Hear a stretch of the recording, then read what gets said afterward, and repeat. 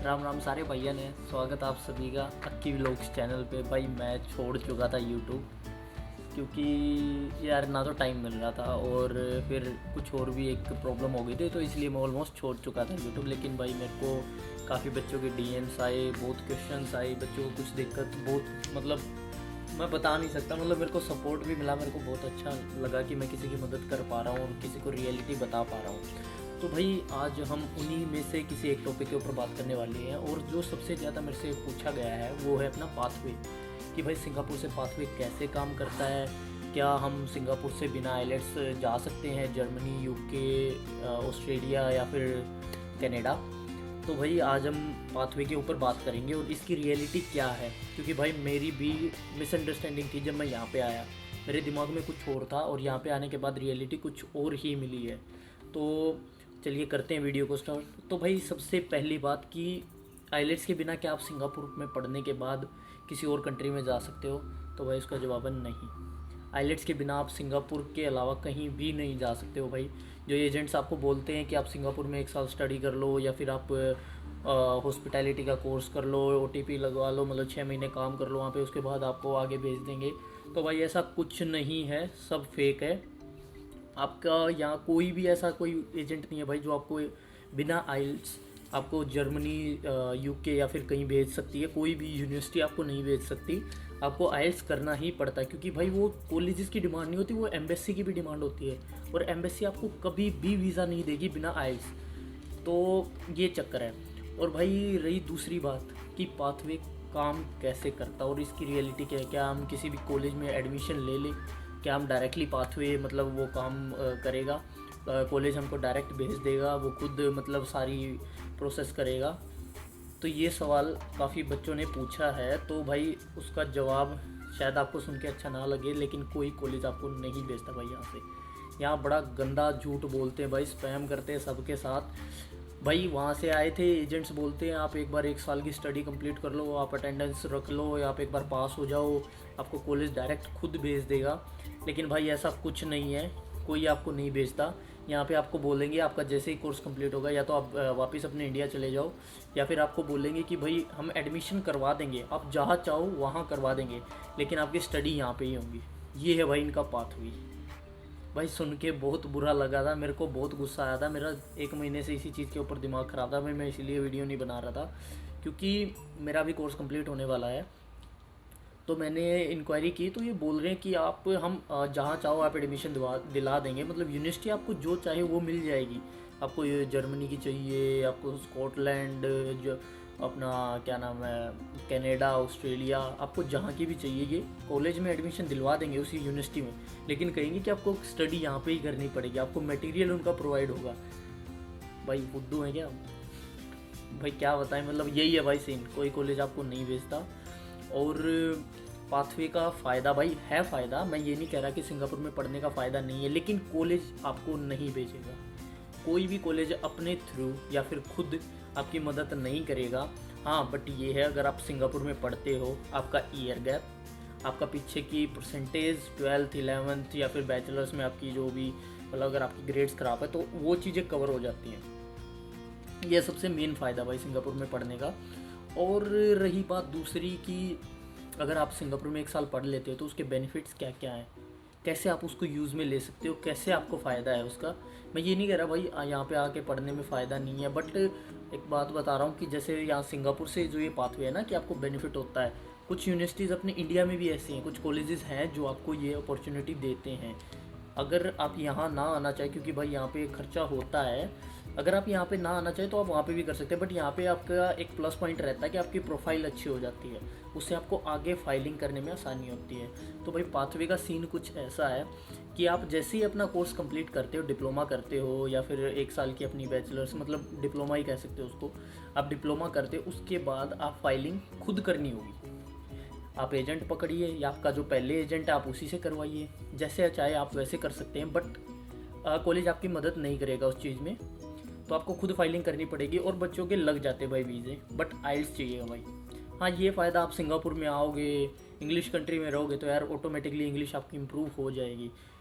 बाकायदा आप वही बात है, अपनी लोकल उसमें ना रहो, अपने सेफ जोन में ना रहो, उससे बाहर निकलो और चीज़ों को एक्सप्लोर करो, यहाँ पे लोगों से बातचीत करने की कोशिश करो तो ही होगी। ये नहीं है कि आप यहाँ पे आ गए, आप अपने ही रिलीजन के बंदों के साथ रह रहे हो और फिर कॉलेज में भी आपका एक ग्रुप वही मतलब जैसे इंडियन चाइनीज़, तो फिर नहीं कुछ होने वाला भाई, फिर कोई फ़ायदा नहीं है। चीज़ों को एक्सप्लोर करो। अगर आते हो आप सिंगापुर, अपॉर्चुनिटीज़ आपको अगर मिलती है तो आप उनमें जाओ, आप उनमें पार्टिसिपेट करो, तो ही आपकी इंग्लिश इम्प्रूव हो पाएगी और तो ही आपको इस चीज़ का बेनिफिट मिलेगा।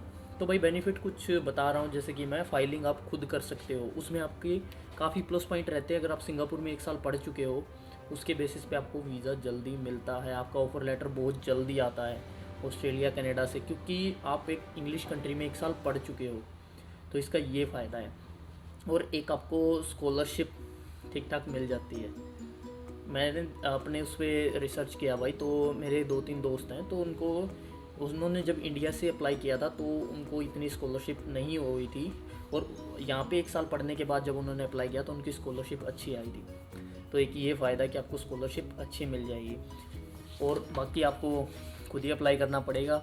हाँ फ़ायदा है यार, जैसे कि मैं बता चुका हूँ कि आपकी ईयर गैप है अगर आपका 12th के बाद, या फिर आपने 12th भाई 2-3 साल में कंप्लीट की है, या फिर आपकी परसेंटेज कम है 12th में भाई 60 बिलो है, 50 और 60 के बीच में है, या फिर कोई और इशू आपसे आईलेट्स 5.5 या 6 नोट ओवरऑल 6 नहीं आ पा रहे हैं, तो उसका ये फ़ायदा कि आप यहाँ पे पढ़ोगे, आपकी इंग्लिश काफ़ी इंप्रूव होगी, उसके बाद आप आईलेट्स दीजिए। और एक और बात है भाई, सिंगापुर में देना आईलेट्स सिंगापुर में दोगे आपके परफेक्टली कह रहा हूँ, अगर इंडिया में आपके 6 बैंड आ रहे हैं तो यहाँ पे आपके 6.5 या 7 आएंगे। उसके पीछे एक बहुत बड़ा रीज़न है, वो भी मैं कवर नहीं कर पाऊँगा, बट आप ये सच में यहाँ पे बैंड अच्छे आएंगे स्पीकिंग में। उसके पीछे रीज़न ये भी है भाई, अगर आप यहाँ पे आओगे सिंगापुर में, बता ही देता हूँ, आप सिंगापुर में आओगे तो चाइनीज़ और साउथ इंडियंस की इंग्लिश काफ़ी वीक होती है, इनकी इंग्लिश यहाँ पे इतनी अच्छी नहीं होती, तो ये उसी लेवल के हिसाब से आपकी स्पीकिंग की मार्किंग करते हैं। तो अब आप देख सकते हो कि क्योंकि जैसे एक मेरा दोस्त था, तो उसको इंडिया में भाई 5.5 पेट का हुआ था, बंदे ने 3 बार दे लिया था, 5, 5.5 ये बैंड आ रहे थे, बंदे यहाँ पे दिया 6.5 बैंड आ गए उसके। अब वो खुश है, अभी फाइलिंग उसने की नहीं है स्टार्ट, उसका कोर्स अभी मार्च में ख़त्म हुआ था, तो वो अभी पता नहीं शायद सितंबर इनटेक की वेट कर रहा है, और ऊपर से लॉकडाउन हो चुका है। तो ये सीन है भाई पाथवे का। बाकी आप समझदार हो ही, तो एजेंट्स के रास्ते में मत आओ। एजेंट्स भाई बोलते हैं, मेरे को भी बोला गया था आप 1 साल वहाँ पे कर लो, कॉलेज आपको खुद भेज देगा, का सभी बच्चे जाएंगे साथ में। तो भाई इनका जाने का मतलब ये है कि ये एडमिशन तो आपको दिलवाएंगे यूनिवर्सिटी में, लेकिन पढ़ाएंगे सिंगापुर में ही। नाम आपके ऊपर हो जाएगा कि हाँ भाई आपका उस कॉलेज में या उस यूनिवर्सिटी में एडमिशन हो गया है, और आपको पढ़ना यहीं पे पड़ेगा। अब भाई वो भी ऑप्शन अगर आप यहीं पे लेते हो, एक तो भाई पहली बात आपकी फ़ीस बहुत कम होगी सिंगापुर में। जैसे मैं एग्जांपल बता देता हूँ, जैसे कोवेंट्री नहीं है, ऑस्ट्रेलिया की ले लेते हैं बात, जैसे ECU है, एडिथ क्वान यूनिवर्सिटी है, या फिर न्यू कैसल है, यूनिवर्सिटी ऑफ वोलोंगोन है, तो वहाँ पे उनकी फ़ीस 16-17 लाख वहाँ पे रहती है। बट अगर आप सिंगापुर में उसी यूनिवर्सिटी से, क्योंकि आपको डिग्री तो भाई उसी यूनिवर्सिटी की मिलेगी, और जो भी आपको स्टडी मटेरियल प्रोवाइड होगा वो भी उस यूनिवर्सिटी होगा, बट लेक्चरर्स यहाँ पे होंगे। बट भाई जैसा ऑस्ट्रेलिया कनाडा बच्चे जाते हैं भाई, TR मिल जाए, PR मिल जाए, उसके बाद पैसे अच्छे खासे कमा लें, बट यहाँ पे आप इतने पैसे नहीं कमा सकते। हाँ बट अगर कोई बच्चा भाई जिसकी इकोनॉमिक अच्छी है, फैमिली बैकग्राउंड अच्छा है, तो वो बच्चे के लिए अच्छा मौका है कि वो सस्ते में सेम चीज़ यहाँ पे कर सकता है, ये बेनिफिट है। और भाई जैसे कि मैंने फ़ीस का बताया, तो वहाँ पे 16-17 लाख रहती है 1 साल की, लेकिन यहाँ पे वही फ़ीस आपकी 5.5-6 लाख तक रह जाती है, सेम यूनिवर्सिटी की। स्टडी सेम है, बस लेक्चरर्स अलग हो जाएंगे, जगह अलग हो जाएगी, तो ये फ़र्क है भाई। तो फ़ायदा काफ़ी है सिंगापुर में पढ़ने का। बता दिया नंबर 1 भाई, आपकी प्रोफाइल अच्छी हो जाएगी, ईयर गैप कवर हो जाएगा, और आपकी इंग्लिश इम्प्रूव होगी, आप आइल्स दे सकते हो, उसके बाद बैंड अच्छे आएंगे।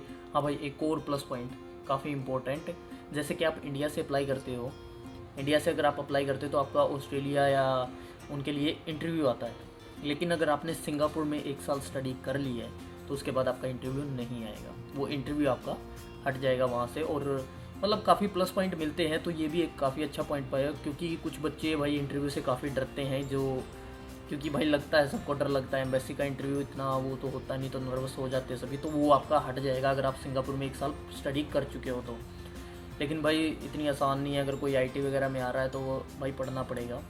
हॉस्पिटैलिटी और इनमें हो जाता है भाई, इनमें इतना नहीं पढ़ना पड़ता, आपकी 6 महीने की ओजीटी और वगैरह निकल जाते हैं, पैसे भी अच्छे खासे कमा लेते हो। बट आईटी में थोड़ा पढ़ना पड़ता है, आपको टाइम कम ही मिलेगा अगर आप आईटी में आते हो या फिर डिग्री में आते हो। हाँ भाई, एक और बात है आती जा रही है भाई मन में, तो सारी कवर कर लेता हूँ। जैसे मैंने बताया कि आपके वो एडमिशन, आपने डिप्लोमा यहाँ पे कर लिया, उन्होंने एडमिशन आपको दिला दिया यूनिवर्सिटी में, मान लो आपका ऑस्ट्रेलिया किसी यूनिवर्सिटी में हो गया एडमिशन, लेकिन आपने स्टडी यहाँ पे कंटिन्यू करी है।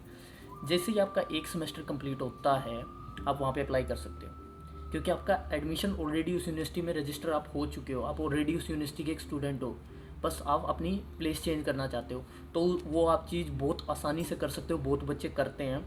तो आप ऐसा भी कर सकते हो कि आप 6 महीने फिर यहाँ पे पढ़ लो एक बार, और फिर आप अपना चेंज कर लो, उसके बाद आपका फ़ीस वगैरह जो भी इंक्रीज़ होगी वो आप नेक्स्ट सेमेस्टर की पे कर दो वहाँ पे, और आप वहाँ पे जा सकते हो, क्योंकि आप भाई ऑलरेडी आपका एडमिशन हो चुका है। लेकिन भाई जो अच्छी यूनिवर्सिटी, अगर आप सिंगापुर में भी एडमिशन लेते हो तो भी वो आइल्स मांगती है। ये नहीं है कि आप जो वो एडमिशन करवाएंगे तो आपको आइल्स नहीं चाहिएगा, नहीं भाई, वो भी आइल्स मांगेगी। आप सिंगापुर में स्टडी करने के लिए उन यूनिवर्सिटीज़ के थ्रू तो भी आपको आइल्स चाहिएगा, क्योंकि जैसा कि मैंने बताया कि ECU है, या फिर यूनिवर्सिटी ऑफ न्यू कासल है, या फिर यूनिवर्सिटी ऑफ वोलंगोन है, तो और कोवेंट्री है, तो भाई इनमें जो भी इनकी रिक्वायरमेंट, जैसे कोवेंट्री 5.5 में हो जाता है, लेकिन ECU भाई 6 से कम नहीं लेती बैचलर के लिए, मास्टर्स के लिए और ज़्यादा है। बैचलर के लिए, अंडर ग्रेजुएट कोर्स के लिए वो 6 से कम नहीं लेती, even each not less than 6। तो अगर ये नहीं होंगे तो आप वहाँ तो छोड़ो भाई, आप सिंगापुर में भी नहीं स्टडी कर सकते उसके बेसिस पे।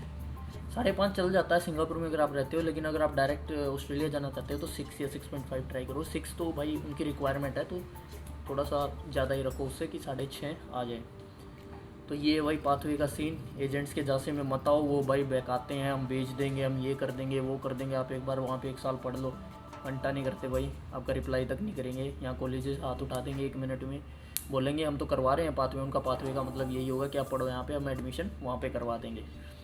तो बाकी आप समझदार हो, एक ओवरव्यू दे दिया है, क्योंकि भाई मैंने काफ़ी रिसर्च और खुद का एक्सपीरियंस है तो वो शेयर किया है। उम्मीद है आप सभी को ये इन्फॉर्मेशन काम आएगी। अगर काम आई है तो भाई शेयर कर दो।